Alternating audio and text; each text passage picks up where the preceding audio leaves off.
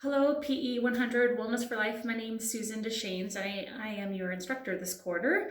I just wanted to reach out and say welcome to the class, and I wanted to talk to you a little bit about your activity log.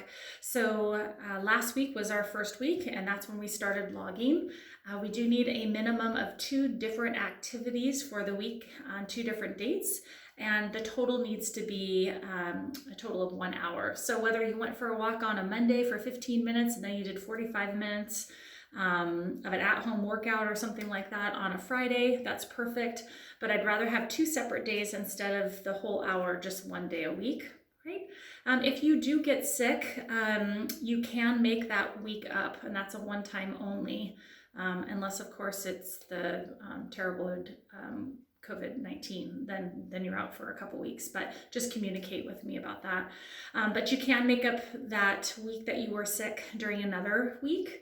I just don't want you to wait 5 or 6 weeks into the quarter and then try to cram it all at the end. So you are graded on having 1 hour per week, all right? I also want to touch base with you a little bit about the 5 components of wellness. So that's our theme for week number 2. And it's the cardiovascular endurance, muscular strength, muscular endurance. And then it also talks about flexibility and body composition. So when we're dealing with cardiorespiratory or cardiovascular endurance, basically we want to use big muscles to get our heart rate up. So if you're just going to be, moving your head side to side, that's not something that's going to get our heart rate up. Something like squats or fast walking, big muscle groups. It talks a lot about your target heart rate. So in there, it's about 50 to 85% of your maximum heart rate. Another way is just saying, hey, how do I feel? Am I getting my heart rate up? Am I having a hard time breathing? And that's when we're going to get those benefits that we want for exercising for fitness. So whether that's burning more calories, we know that it decreases depression and insomnia, high blood pressure. I mean, the list goes on and on. So we definitely want to make sure that we have our heart rate up. We're not just moving small little muscle groups, okay? The other part that they talked about as well was muscular strength and muscular endurance. And there's a lot of myths around strength training. Muscular strength, if you were to just do the definition, it's lifting something that's really heavy one time. If you were going to do muscular strength, it's something 15 repetitions or more. So let's say I do 20 crunches. That's more muscular endurance. There's both great benefits of both, but there's a lot of myths that are around there too. So a lot of times women go, I don't want to lift heavy weights because I don't want to get big muscles like men. Well, we really lack testosterone. We have a very, very small amount, and testosterone is what builds muscle mass. So men are going to have a bigger muscle mass than women. Now you ask any guy, it's still really hard to gain muscle mass. So we have to lift heavy and we have to lift hard, and especially for females, because the more muscle you have, the higher your bone density, which means we're going to decrease osteoporosis. The other benefit of increasing muscle mass is it's going to increase metabolism, okay? So increasing metabolism, decreasing osteoporosis, we're going to have better joint stability, decrease injuries. I mean, the list just goes on and on. So lifting heavy is really important. Of course, we don't want to go from I've never lifted to all of a sudden I'm going to squat 500 pounds, right? We don't want to do that. We want to gradually work our way up to a heavy weight. And so what does that mean? Well, for general fitness guidelines, when you're doing strength training, you want to fatigue between 8 to 12 reps. So let's say I am squatting, whether I have a bar or I have weights, that 12th one should be pretty hard. Okay, I shouldn't be like 11 and 12. Okay, I'm done for the day. All right. Movement is great, don't get me wrong, but if you want to get the benefits of the muscular strength, like I said before, we really need to fatigue before 12 repetitions.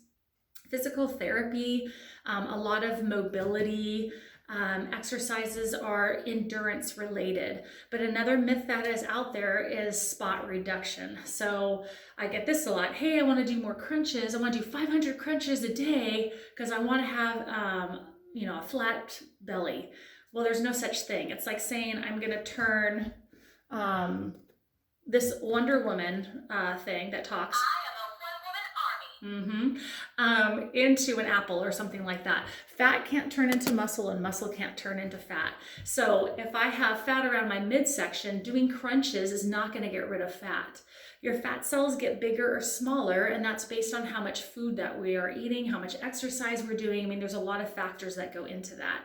So if somebody's saying, hey, I want to do 100 crunches, I'm going to say why, right? And if they say, well, I want to get rid of fat in that area, that's not going to work. And what can happen is you can get an overuse injury and you can end up hurting yourself.